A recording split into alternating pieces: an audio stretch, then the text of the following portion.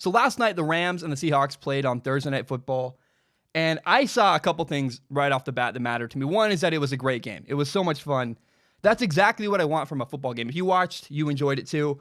We saw scoring, we saw big plays, and a close finish. And my favorite thing going into a football game is not knowing who's going to win. When I'm not sure, even as an analyst, I like to, I usually can tell, like an Alabama game, for example, I always know, Alabama's probably going to win this game. But last night with the Rams Seahawks, I had no idea. And the whole time I didn't know, and I was on the edge of my seat. It was great. And I know the game had, this game came down to, until the final 6 seconds, I had no idea. The Rams missed a kick. Seahawks got the ball back. They kneeled. Game over.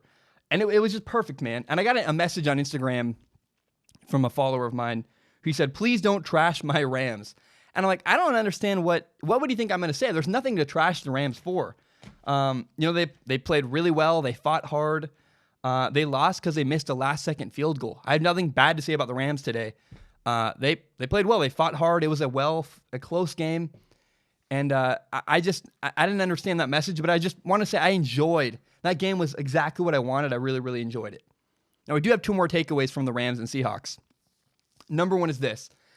It's a belief I've had for a long time, but it's something that I think so. I don't believe Russell Wilson gets enough recognition on the national stage. I don't. I live in the Pacific Northwest, so I understand that I have a front row seat to Russell Wilson. He's on local TV all the time. All my friends always talk about him. I see Russell Wilson a lot more than other people, I think, around the country. And, I just don't think he's appreciated enough on a national scale. Nobody ever asks Zach questions. I've gotten one ever about Russell Wilson on Ask Zach. No one sends me messages about him. No one seems to appreciate how great Russell Wilson really is. And I'm going to make some claims about him in this topic, where I'm going to say, he's incredible. He's this. I really think he has a chance to win MVP this year. And understand, I don't give high praise very often. I very rarely say, this guy is unbelievable and incredible. I'm very skeptical as a person. I evaluate quarterbacks. That's literally my job. I'm a quarterback analyst.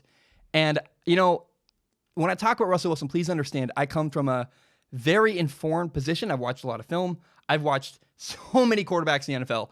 And Russell Wilson does stuff that I cannot even fathom other quarterbacks doing. There's a moment before the second half where Russell Wilson had 3 touchdowns last night and only 3 incompletions. That's unbelievable. That's not only ridiculous. And then he finished the night. He was 17 for 23 passing, 268 yards, 4 touchdowns, no interceptions. But forget the stats. I know those are numbers. They sound good. He could have had more yards passing, I know, in theory, when you look at the scheme of things of other quarterbacks. But I don't think people understand what he does so well. There are 2 people when I watch football that are just in their own category, doing their own thing, doing things other people simply cannot do. That's Patrick Mahomes and Russell Wilson. The way they play football, they both have their unique skill set, but their skill sets are ones that you cannot duplicate or replicate anywhere else. When I watched them play, and when I watched Russell Wilson play last night, I saw Russell Wilson make 6 or 7, if not 8 plays that other people simply are not capable of making. And it's so weird to me he doesn't get appreciated more. I understand Mahomes can launch a 65-yard pass without looking behind his back into a tiny, like pen-sized window downfield. That's ridiculous. But Russell Wilson consistently, if not every single play, avoids a sack, will step up in the pocket, run around, buy himself a little bit more time, a couple extra seconds, throw the ball downfield for a 12-yard chunk or a 15-yard chunk or a big play or a touchdown. The way he buys time, the way he extends a play, nobody in the NFL can extend a play as effectively as Russell Wilson, and nobody can throw the ball downfield while extending a play as well as Russell Wilson. It's an uncanny, unbelievable ability he has. And look, he's great on rhythm. He's a great quarterback when he's not running around, but his ability to make plays with his legs and buy time, even without running downfield. He'll run for like the little 6 yards he'll do by running to the left, keeping his eyes downfield, throwing the ball downfield. That right there is special that nobody else really can do as well or as consistently as Russell Wilson. He also, by the way, we talk about his legs. It's not like he runs to run. Russell Wilson runs to extend plays and throw downfield. And when he does run, what does he do? He slides. Oh, maybe Josh Allen, the Bills quarterback, could maybe watch some Russell Wilson film and learn a lesson or two. Get down, slide. What Russell Wilson does so well is, one, runs and extends plays. But two, he avoids getting hit so frequently and so well. And the third thing he does that's incredible is the way he limits negative plays. There was a play last night where he pops to the right. He's going to throw a screen pass to the right, and the Rams played it beautifully. Everybody's covered. Nothing's open. What does Russell do? He tucks the ball and runs for 2 yards, gets tackled like about 2 yards past the line of scrimmage. I understand you go, busted play, runs for 2 yards. But what he didn't do is, A, didn't force the ball into a bad situation, and B, got back to the line of scrimmage, really limiting a negative play, making that a positive 2-yard gain instead. Over and over and over again, Russell Wilson does positive things, and I just don't think people understand enough how good he is and what he does. This year not only is Russell Wilson's team 4-1, he's thrown for 1,409 yards, 12 touchdowns, and zero interceptions so far through 4 games. I guess through 5 games now, 4-1. And I think it's really possible. I got a question on Ask Zach a while ago. I ignored it. I wasn't ready to answer it yet. About Russell Wilson. And the question was, do you think Russell Wilson could win an MVP this year? And yes, I think he could. And again, be very understanding. I'm not just, Stephen A. Smith and people on a lot of other networks make big, giant claims all the time. They're boisterous. This is the blah, blah, blah. And I don't do that. I'm very calm. I try to be very measured. But also, when I recognize something that is unbelievable and a person playing a certain way that's really, really good, I will acknowledge that. And so I'm acknowledging now, Russell Wilson is playing lights out. The way he played last night was incredible. The plays he made consistently were awesome. And I just want to be very clear. I'm a measured guy. I don't get on the stand and speak highly of people very often. What Russell Wilson's doing this year is incredible. He's going on a tear. And I think he does have a chance to win an MVP. And the way he's leading his team is so cool. And it's just, I want to be honest about it.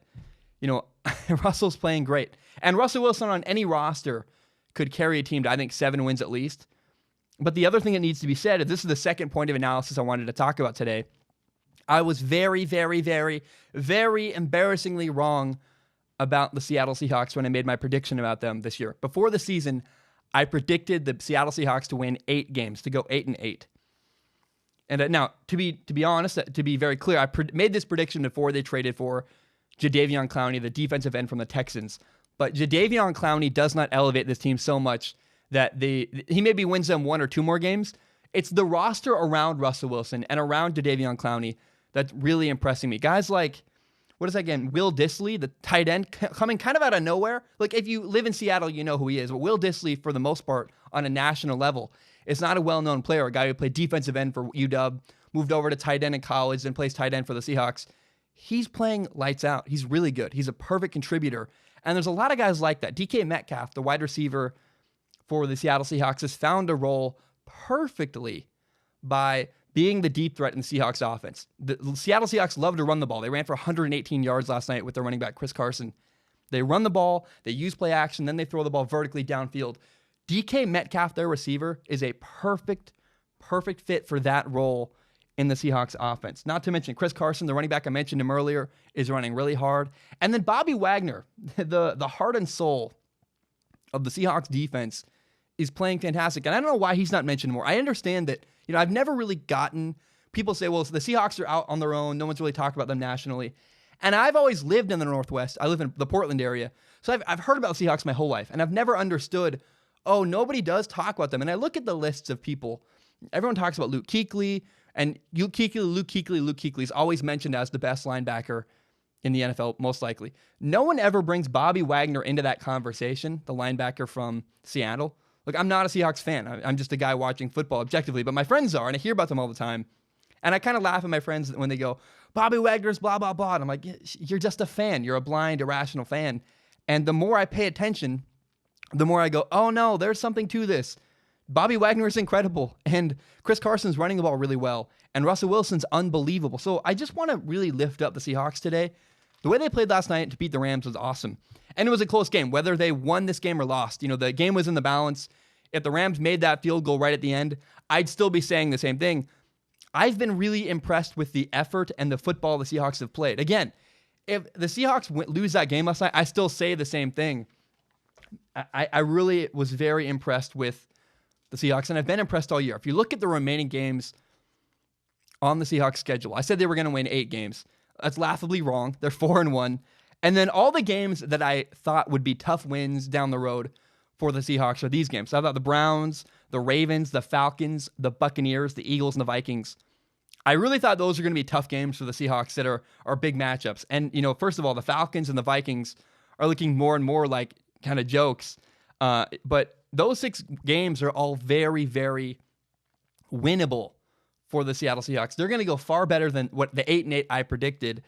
And I simply do not see a reality where that happens. I don't see a reality or a future this year where the Seahawks only win 8 games. I think they have a great quarterback, a great team. They've built a great... every year Pete Carroll does this. He builds a great roster, has great camaraderie. They fight really hard for him. And then when it doesn't work, they get rid of guys and bring new guys in and will fight hard and have a young college-like enthusiasm. And so I just want to admit, I was wrong about the Seahawks. Again, they're a playoff team, most likely. They play the 49ers twice coming up. That'll be a really fun matchup. I think the Seahawks have a better quarterback. I think the Seattle wins at least 1, if not 2 of those games. And there's, not only was I wrong about the Seahawks, I didn't value Russell Wilson enough. And so to me, today, I want to lift him up and say, I think right now he should be in the MVP conversation. And when we talk about MVP at the end of the year, week 16, week 17, as the year comes to a close, don't forget about Russell Wilson. He's easy to forget. He's in the upper left corner of the country. It's a smaller market in comparison to New York and Los Angeles and Chicago. I'm just listing, I don't know. But my point is, it's easy to, like in Dallas, it's easy to forget about Russell Wilson when you're in Dallas or when you're in New York. Don't forget about Russell Wilson. He's really, really impressive. The way he plays it's him and Mahomes that both do things nobody else can do. And I just wanted to mention him and lift him up because I was so impressed last night. And I've been impressed all year with Russell Wilson. I've quietly watched and not said enough. And so that to me was the narrative from last night was, hey, the Seahawks are better than I thought at least. And Russell Wilson is playing lights out and does things nobody else can do. I know I rambled a little bit there. But I really do.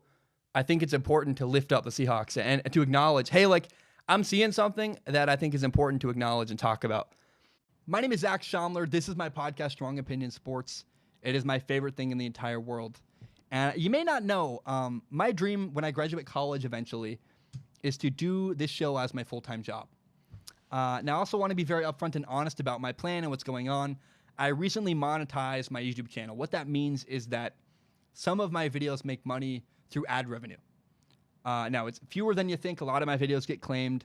But in the past, I've received donations through the form of PayPal and Patreon.com. PayPal.me/Zach Schaumler, Patreon.com/Zach Schaumler. So because I'm making ad revenue, it felt weird to just get donations. I wanted to give something back to the people who support me on Patreon.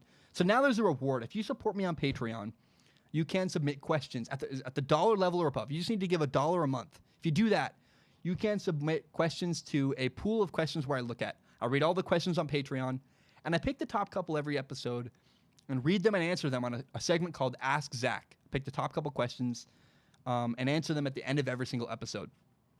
Now, that's for people who want to support me with money. If you have no money to give, I totally understand. I've actually never supported anybody on Patreon. I feel kind of weird about that.